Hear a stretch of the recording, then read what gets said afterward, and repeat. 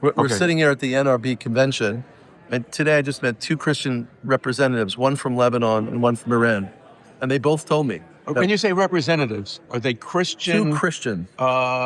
Missionaries? Yes, two Christian missionaries and people organizing Christians in Iran. What's their ethnicity? Lebanon.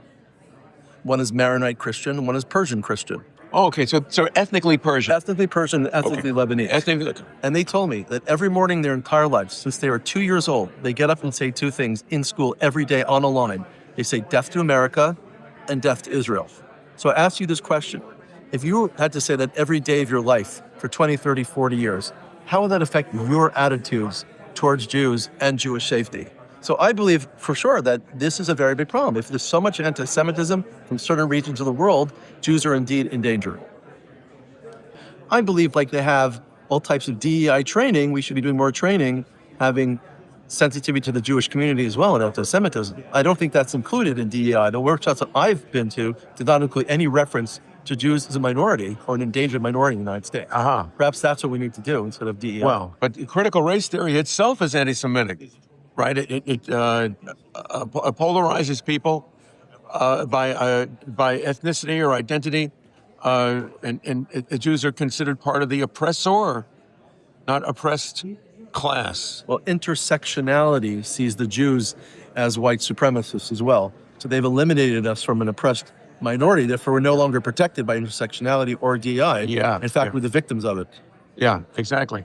So what will it take with these Australian cases, you think, maybe spark a movement within not only medicine, but any profession that Muslims may be bringing in, don't bring the same ethos of equality that Americans were raised with?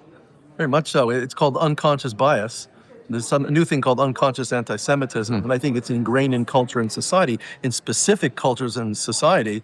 Therefore, we have to do some serious training in that field of ethics, medical ethics, psychological ethics, and other fields that are really influencing how people think and feel about Jews and are causing our lives to be in danger.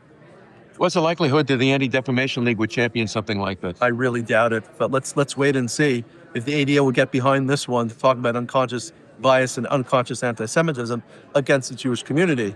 But if they don't speak out, we're really going to be in danger in more ways than we ever imagined possible. We're seeing a lot of this also from October 7th. The more you vilify Jews in public, the more you parade around dead Jewish babies and false corpses of their mother and so on, and it's paraded in the Arab world. I think people, unfortunately, some of us are in horror. Other people are unfortunately very influenced by what they're seeing on television today.